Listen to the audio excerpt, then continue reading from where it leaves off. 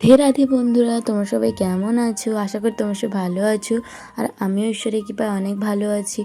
আজ আমি তোমাদের সঙ্গে আরও একটি নতুন ভিডিও নিয়ে চলে এলাম। গোপু সোনার প্রতিদিনের আমি নিত্যসেবা কিভাবে করি দেখো। আমি প্রতিদিনের নিত্যসেবা তো 24 ঘন্টায় আমি কি করছি সেগুলো তো আর দেখাতে পারবো না, তাই আমি যতটা সম্ভব দেখিয়েছি। কিন্তু এই ভিডিওটাতে কিন্তু আমি সকাল থেকে দুপুর পর্যন্ত দেখিয়েছি। এরপরে আমি চেষ্টা করব সকাল থেকে রাত পর্যন্ত প্রায়টাই দেখানোর। এখন আমি গোপু সোনাকে হাত পা মালিশ করে সুন্দরভাবে আদর করে উঠিয়ে নিলাম ঘুম থেকে। একটু মুখটা মুছিয়ে দিলাম ভেজা কাপড় দিয়ে, তারপরে একটা আসন পেতে দিয়েছি এবং বসিয়ে দিলাম। অ্যাকচুয়ালি গোপু সোনা কিন্তু আমার এখানে বসে না, কারেন্টের জন্য ভিডিও করতে সমস্যা হবে বলে আমি গোপু সোনাকে একটু আলাদা করে রেখেছি।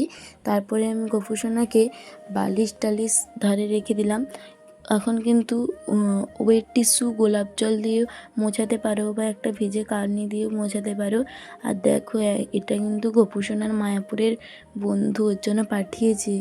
হ্যাঁ, এই বড় মাসিটা অ্যাকচুয়ালি ছোটো মাসিটা হারিয়ে গেছে। বড় মাসিটা এমনিতেও শ্যুটের জন্য এনেছিলাম, কিন্তু আমি রেখে দিয়েছি। তো এখন গোপু সোনাকে সকালের ভোগে আমি দেব ড্রাই ফ্রুটস বা নকুলদানা। ড্রাই ফ্রুটস তো আজকে নেই, তার জন্য আমি নকুলদানা আর জল দিয়ে দিলাম। আর আমি নকুলদানা এখন জল গোপু সোনাকে একটু গোপু সোনার চরণে তুলসী পাতা দেব। ভগবান বা গীতার স্বরূপে লেখা আছে যে রাধারানীর হাতে কিন্তু কোনো দিন রাধারানীর পায়ে কিন্তু কোনো দিন তুলসী পাতা দিতে নেই, রাধারানীর হাতে তুলসী পাতা দিতে হয়। এবং শ্রীকৃষ্ণের চরণে 3টি তুলসী পাতা অর্পণ করতে হয় বলে গীতায় লেখা আছে। তো এখন আমি গোপু সোনাকে ধূপের আরতি করে নিলাম, যেহেতু তৈলের আরতিটা এখন করি না। তৈলের আরতি যখন দুপুরে অন্নভোগ দেই তখনই তৈলের আরতি করি। অন্নভোগ কিন্তু যারা দীক্ষা নিয়েছো বা দীক্ষা নাওনি, দেখো দীক্ষা নেওয়া না নেওয়া কোনো প্রবলেম নেই। হয়তো দীক্ষা না নিয়ে হয়তো অনেকেই অন্নভোগ দিচ্ছে, অন্নভোগে কিন্তু তোমরা দীক্ষা না নিয়ে কিন্তু ওই চিড়ে ভোগটা দিতে পারো। ওটা কিন্তু আমাদের অনেকটা হেল্পফুল হবে।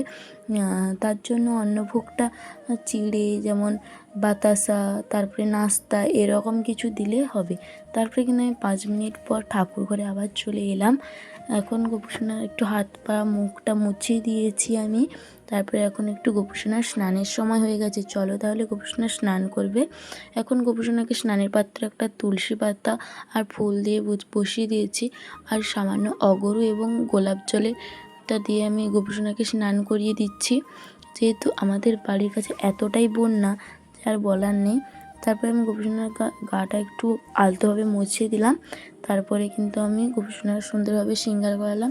এরপরে কিন্তু আমি ভোগ দর্শন দেখাতে পারলাম না, অন্য ভিডিও দেখাবো। তাহলে দেখা হচ্ছে পরবর্তী। Like comment subscribe, by.